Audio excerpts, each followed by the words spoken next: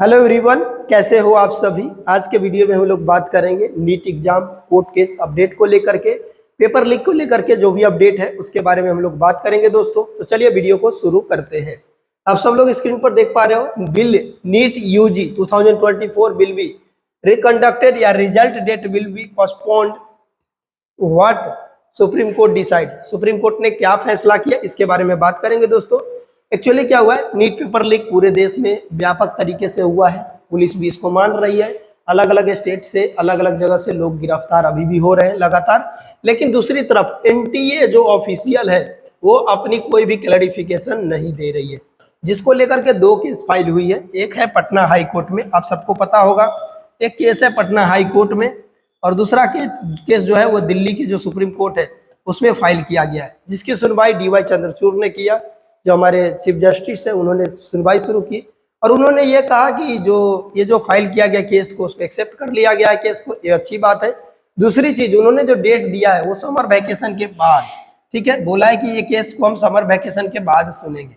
ठीक है दोस्तों, तो समर वैकेशन के बाद सुनेंगे तो इसका ये मतलब हो गया कि वो जो टाइम दे रहे हैं कि हम जुलाई के महीने में आपकी जो है इसकी सुनवाई करेंगे। जो दूसरा मांग किया गया था कि अगर आप जुलाई महीने में सुनवाई करोगे तो एक काम आप कीजिए, जो नीट का जो रिजल्ट आने वाला है, जो नीट की जो रिजल्ट आएगी, जो 5 मई की एग्जाम हुई है, उस रिजल्ट को पेंडिंग कर दीजिए, उस रिजल्ट पे स्टे ऑर्डर लगा दीजिए, ताकि जब तक इस केस का फैसला नहीं आता वो डिसीजन नहीं है। तो इस पर डीवाई चंद्रचूड़ का ये कहना था कि हम इस पे स्टे नहीं लगाएंगे, सुनवाई करेंगे, लेकिन इस पे स्टे लगाना जो मेधावी छात्र है उसके लिए उसके साथ धोखा होगा।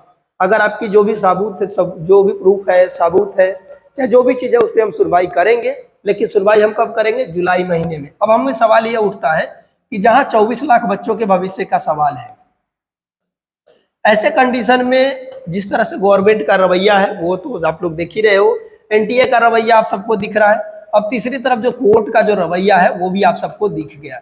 एक चीज तो समझ में आ रहा है, किसी पॉलिटिकल लीडर का केस होता है तो 2 से 3 दिनों में फिर से सुनवाई हो जाती है, फैसला आना शुरू हो जाता है और जल्दी जल्दी डेट मिल जाती है। लेकिन जब 24 लाख बच्चों की बात आई तो इनको 2 महीने बाद जुलाई महीने में डेट दी गई है। एक चीज तो समझ में आती है कि जुलाई महीने में इसीलिए दिया गया कि समर वैकेशन है, लेकिन फिर भी इसके जो अर्जेंट इमरजेंसी हियरिंग में तो दे सकते थे ना, लेकिन नहीं दिया। ऐसे कंडीशन में बच्चों के पास अब 2 कंडीशन यहाँ पे क्रिएट हो जाती है। अगर मेरे से पूछो तो पेपर लीक तो हुई है, लेकिन मुझे नहीं लगता कि पेपर कैंसिल होगी, रिकंडक्ट एग्जाम नहीं होगी दोस्तों। अगर ऐसा कुछ होता है तो आगे जो भी अपडेट आएगी मैं आप सबको बता दूंगा, लेकिन मुझे नहीं लगता कि एग्जाम कैंसिल होगी, चाहे कितना बड़ा भी धांधली हो।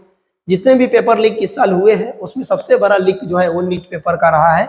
ठीक है, और एक डॉक्टर प्रोफेशन में लोग डॉक्टर बनते हैं, लेकिन इस पर कोई सुनने वाला नहीं है। ठीक है दोस्तों, जो भी अपडेट आएगी मैं आप सबको इन्फॉर्म करूंगा। इतना आप सबसे रिक्वेस्ट है कि प्लीज एंड प्लीज पेशेंस बनाए रखिए। जिन लोगों का अच्छे मार्क्स आ रहे हैं वो काउंसलिंग की तैयारी शुरू कर दीजिए, और जिन बच्चों का कम मार्क्स आ रहा है अगले साल की तैयारी शुरू कर दीजिए। Thank you so much.